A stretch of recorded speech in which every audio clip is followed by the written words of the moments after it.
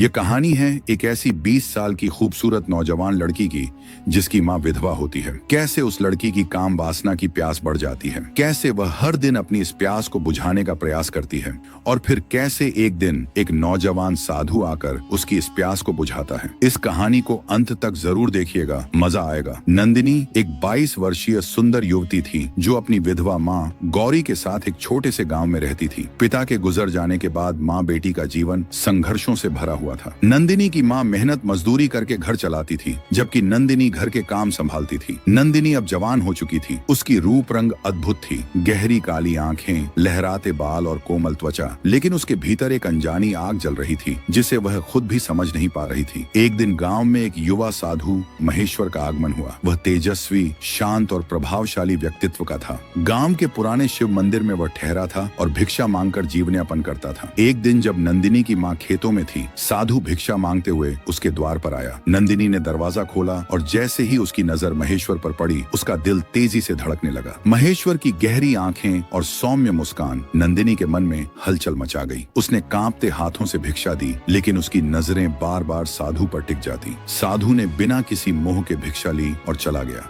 लेकिन नंदिनी का मन वहीं अटक गया था। उस रात नंदिनी ने पहली बार किसी पुरुष के बारे में इतना सोचा। उसका दिल बेचैन था और उसका शरीर अजीब सी हलचल महसूस कर रहा था। उसके अंदर एक अलग ही प्रेम की ज्वाला भड़क रही थी। अगले दिन नंदिनी ने बहाना बनाया कि वह बीमार है और खेतों पर नहीं जा सकती। माँ चली गई और नंदिनी मंदिर पहुंच गई। वहां उसने महेश्वर को पूजा करते हुए देखा। वह बस दूर खड़ी उसे देखती रही। धीरे धीरे वह हर दिन मंदिर जाने लगी। कभी वह फूल चढ़ाने के बहाने जाती तो कभी जल चढ़ाने। साधु से उसकी मुलाकातें बढ़ने लगी। महेश्वर भी महसूस करने लगा कि यह लड़की उसे बार बार देखने आती है, लेकिन उसने ध्यान नहीं दिया। रातों में नंदिनी के सपनों में महेश्वर आने लगा। वह सपने में देखती कि महेश्वर उसके करीब आ रहा है। उसकी सांसें उसकी गर्दन को छू रही हैं और उसके अंगों को संतुष्ट कर रहा है। उसकी कल्पनाएं उसे और बेचैन कर रही थी। एक दिन वह मंदिर में अकेली थी। महेश्वर पूजा समाप्त कर रहा था। जैसे ही वह बाहर निकला, नंदिनी ने उसका रास्ता रोक लिया। महाशय, मैं आपसे कुछ कहना चाहती हूँ, नंदिनी ने कांपते स्वर में कहा। कहो बेटी, महेश्वर ने शांत भाव से उत्तर दिया। मैं आपको चाहने लगी हूँ। मेरा मन, मेरा तन, सब कुछ आपके लिए तड़पता है।